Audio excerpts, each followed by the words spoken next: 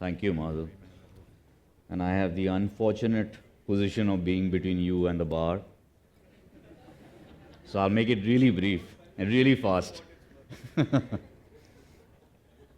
Lit- Little known fact, I was actually 18 years old and just out of 12th standard when I joined an architecture firm. And before I took admission, I had done all kinds of working drawings, been on all kinds of sites from small to large.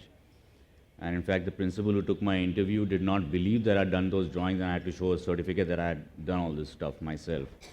And for the first 2 weeks, I was like a zoo animal in the college, because I had these fourth year and fifth yearites all coming and saying, "Who is that guy who knows how to make working drawings? Who's just joined college?" So anyway, there are a lot of students and young firms that have just started who keep coming up with this question that how do you manage to convince your client when we can't even convince our college professors about the designs that we do. It's not easy. It was a long, long journey, and I still remember the first time we tried to do something different. I was earlier working with a company that is largely into doing architectural projects for real estate developers. And so all my first few projects also were for real estate developers, and it was a long period of about 8 or 9 years before we actually got to do something that was different than housing and offices. And this is one of them. In fact, the very first time that we'd done something very abstract with roofs merging and then leaving each other and flying out in different directions was about 12 years or 13 years ago. And it was for a developer. It was just a clubhouse of the project. And the guy actually laughed. He said, "Aap mazak kar rahe ho? So can we show the proper drawing which we actually have to make?" He actually thought it was a joke. So it's that bad. So this is one of the first projects that we did, which was different, and it's a food court and restaurants in Lonavala, all in exposed concrete, which twists along the side as it goes through. That was the first hotel that we did in Calcutta, and the client's first reaction was, "Yaar, this doesn't look like a hotel only. Can we have a hotel which looks like a hotel?" So there are all these kind of reactions that you get, and it's very, very few clients who really allow you to do what you want to do. This is a house that we did in Pune, and that's the ground floor office which is displayed outside, which is done in cotton steel on a very, very small plot. And this is an office building in Rajasthan which is called 72 Screens. Unfortunately, in Rajasthan, all the new buildings, and this is in Jaipur, all the buildings that have been done in the last few years are all wraparound glass. You wonder why somebody would do wraparound glass in a city that has 40 degrees Celsius for 8 months of the year. So this is a complete GRC jali all around the building, which reduces the heat gain by 30%, and we've actually checked this.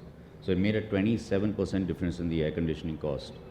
And the client's first reaction in this case was, "You're going to make us spend so much more." The first year's savings in energy was enough to cover the cost. And it's about 3 years now since it's been built. That's a restaurant that was designed completely on site, totally organic. Everything was actually drawn, and we had strings like this. Okay, lift this up, take this down, completely organically done, and there was no drawing made for it. That's a very organic housing project that we just completed in Rajasthan, which is ground plus 3. It derives its whole organic nature from the organic character of the old cities that are there everywhere in India. And this is a project that has just been completed with each room of each apartment opening into these balconies which twist out. Some are 2 floors high, some are single floors high, and the building keeps rotating with this balcony spaces that extend out. Now quickly in detail, I'll just run you through 3 projects. This is one in Rajasthan, which is the Courtyard House. It is located in a place called Biawar, which is on the way from Jaipur to Ajmer. That's the site. For once, we had a site, and this is very interesting because every time you get these sites with a lot of constraints most of the time, or in fact, let's say 99% of the time. And this was one of those cases where the client actually drove us around the entire cement factory. It's the housing part of the cement factory. The cement factory is a little away.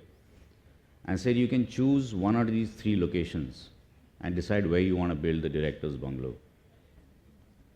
So we chose the extreme corner, after which the land goes up gradually in hills for the site. And that's the orientation.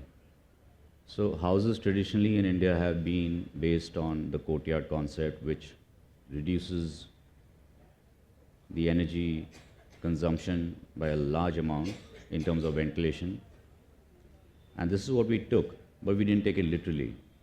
We also looked at the Bhungi villages, which are in the nearby vicinity, where when you look at this image at the bottom, you feel like there must be about 80 or 90 houses there, but actually there are only 30. Because each one of these houses is made of different rooms, and what they do is they build one room, then when they make a little more money, they make another room, or when the family expands, they make another room, and then they make a third room. So there are three of these that come together to make one house.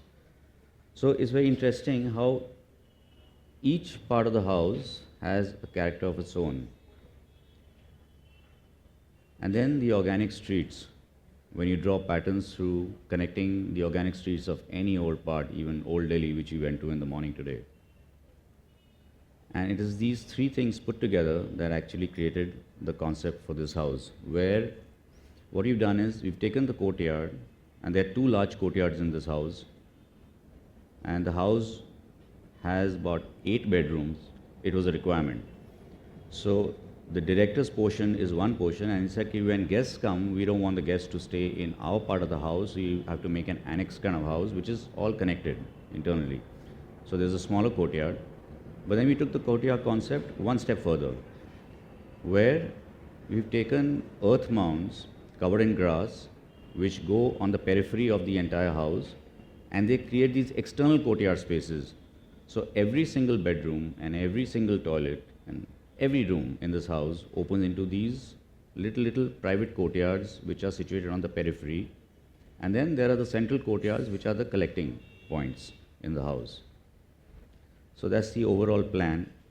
And then taking that whole Bhungi concept where every room has its own identity. Here again, every room has its own identity in terms of volume, in terms of the way it's oriented. So some look at this large garden space, some look at a temple in the nearby vicinity, and then most of them look at the shallow hills which are at the back. So you see the little spaces around are all courtyards situated all along the periphery. And in the first floor plan, all the rooms rotate in different directions so that the view from every single room in this house, which has about 35 rooms, is totally different. And not only is it different in terms of its orientation, it's also different in terms of its scale, in terms of its volume. So you've got heights that vary from 12 to 25 feet in the entire house. So the result is this very organic, abstract kind of house, which is very energy efficient. You walk into this house, and because by virtue of all its courtyards all around, as well as the central ones, there is a 6-degree difference the moment you walk in without any fan or AC being on. So these are views of the house as you walk around. That's the living room, which is 30 feet high. That's the largest height. And care has been taken that there is not a single room in the entire house that faces the south. If you look at the windows are all recessed inside by 2.5 to 3.5 meters, so that, again, there is less heat gain and the building is energy efficient.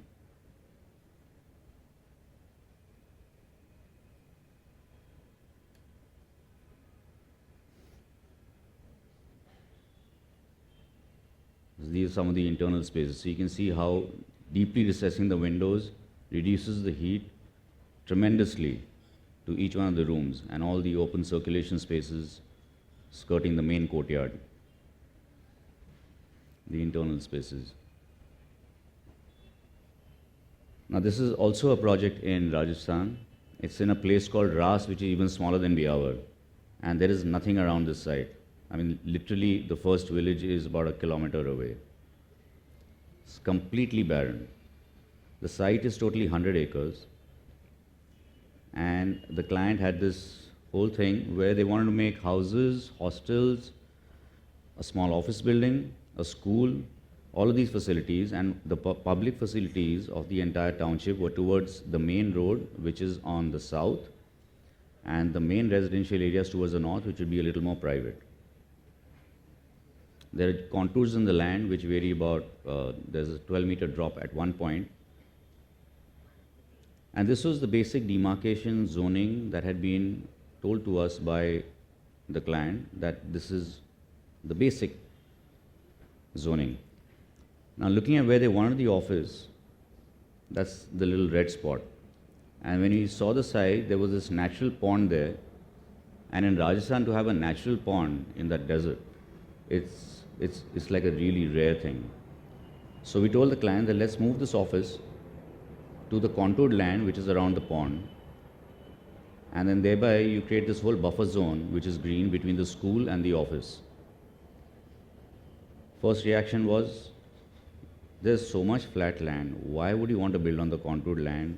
Leave the contoured land, it'll make the building more expensive, it'll be more complicated, it'll take longer time to build and all of that.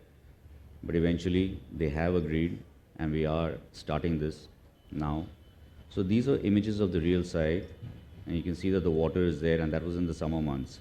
And when you look at this site, a lot of people have been speaking about stepwells, and stepwells I think is a really nice point of inspiration from Indian architecture. But this, looking at that pond and looking at those contours going down, this was actually the first thing that he thought of, the stepwell.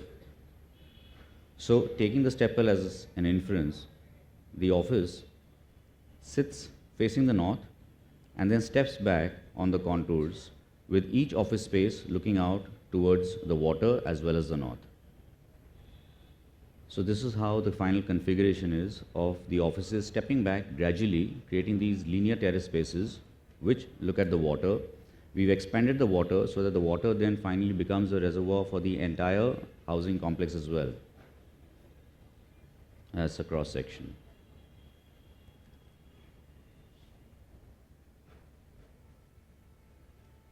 So this is actually how the whole idea emerged, looking at the contours and then transforming them gradually into steps, these steps looking down towards the water and finally towards the north.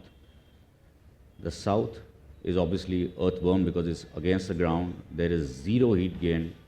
This office will be extremely energy efficient without resorting to any further energy efficiency saving standards. So this is the entire site. And now in Rajasthan, if you leave your car outside, actually it's even in Delhi for the 6 months of summer, if you leave your car out, you can't really go back into that car, even if you leave it out for 7 minutes or 10 minutes outside, it's that hot.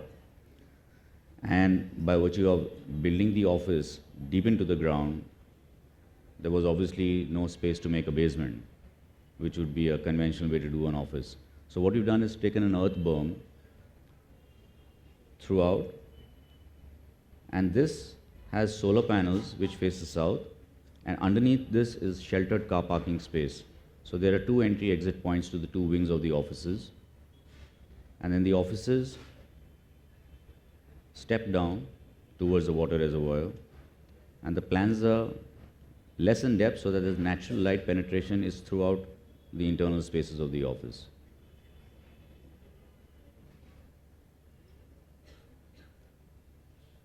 So that's a complete cross section. The entire building is going to be built out of Chittorgarh stone, which is available right on site.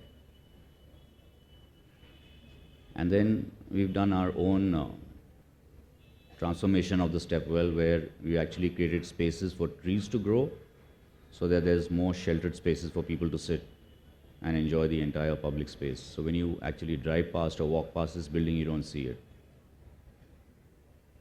And then when you come down towards the water, which will now become a public facility for the entire township, you actually see the entire office space. And within the office space, when you look across, those are the 2 sides that are a direct inference of the stepwell.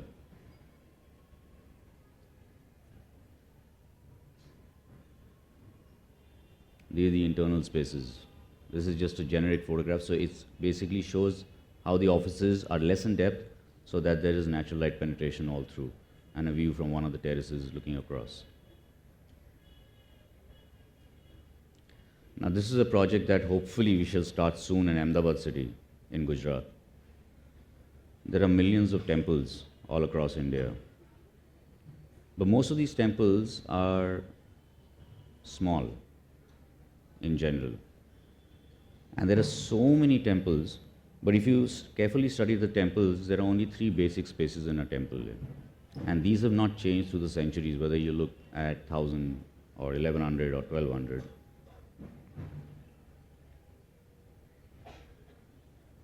This is the site, it's Ahmedabad, flat land, and the temple is for ISKCON.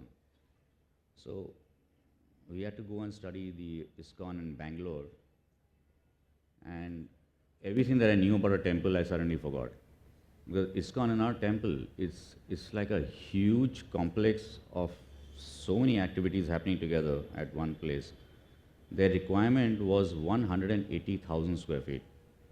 I mean, so it's not just a temple, there's a host of meditation rooms, and the number of people who come here on weekends and on religious gatherings is very, very large. So what it did is that how do you incorporate 180,000 square feet of built up space requirement and still have it look or feel like a temple the way a traditional temple is? So all these facilities were grouped and then taken subterranean in the basement. So when you come into the temple, you only see a lawn.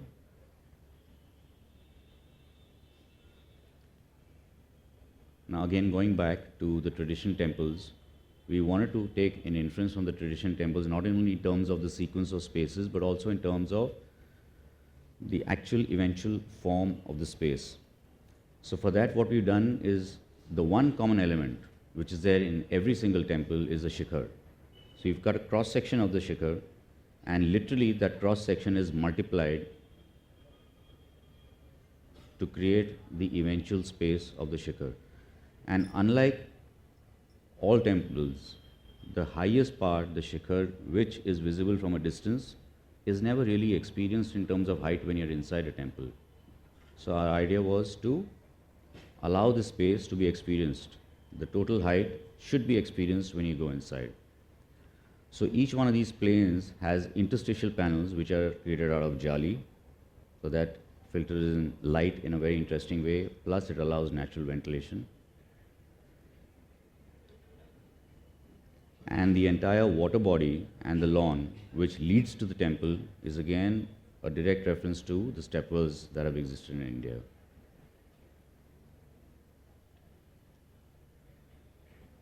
So that's the overall site plan. And a blow up of the site plan. I mean, just to give you an idea of what their space requirements are, the space to just take off your shoes is 2,000 square feet.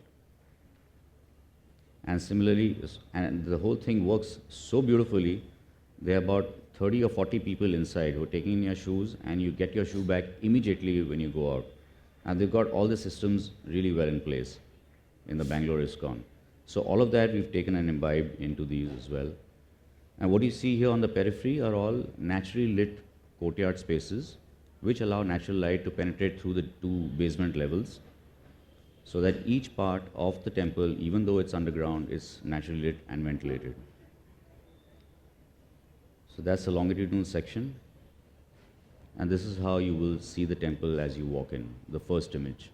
So you have covered jali walkways going on the periphery. You walk past the water. You can sit across near the water as well as you can walk out into the lawns. And the reason for doing that is also because the large number of people who come have a space to congregate at the time of religious functions and on weekends when the traffic is the highest. These are the walkways that lead you to the main temple space.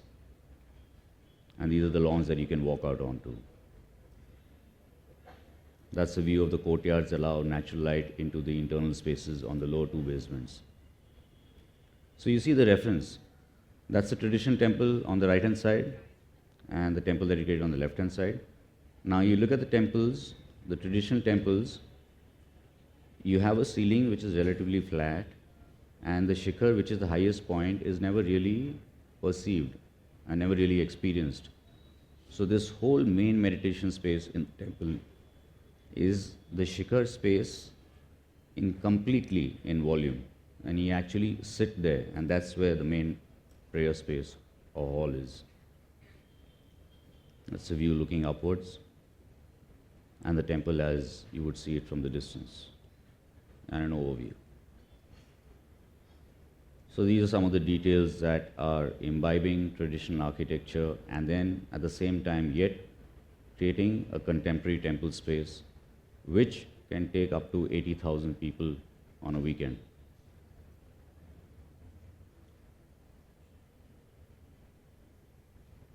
This was a little video, but something has happened, so it's not working. So that brings me to the end. And hopefully this temple will start being constructed very soon. Thank you very much for your attention.